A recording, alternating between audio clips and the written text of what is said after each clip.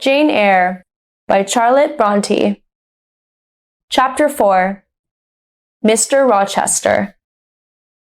3 months passed. I had not met the owner of Thornfield Hall. Mr. Rochester had not come home. One January afternoon, I went out and I walked towards the road. I was going to the village of Hay. I was going to post a letter in the village. Hay was 2 miles from Thornfield Hall. The day was fine, but it was very cold. I walked quickly, and soon I was near the village. Suddenly, a big black and white dog ran past me. A moment later, a man on a black horse followed the dog.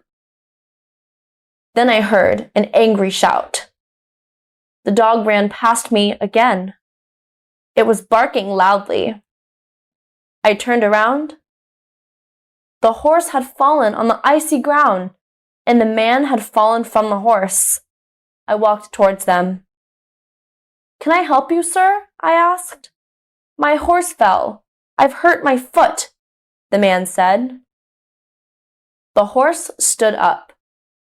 The man tried to stand up too, but he could not stand. He fell onto the ground again. The man was about 35 years old. He was not handsome, but he had a strong face. He had dark eyes and black hair. He was not very tall, but his body was powerful. "I'll bring somebody from Thornfield Hall," I said. "Do you live at Thornfield?" the man asked. "I am the governess," I replied. "Ah, yes, the governess," the man said. "Help me, please." The man stood up very slowly and he put his hand on my shoulder. He walked slowly towards his horse. I helped him.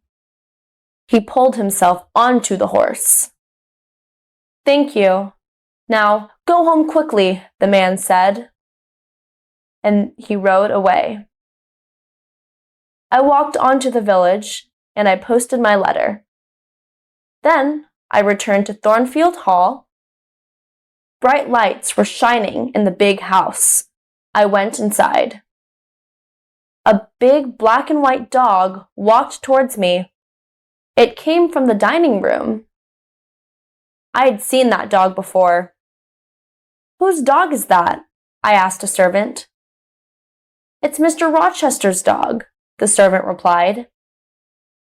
"Mr. Rochester has come home, but he has hurt his foot.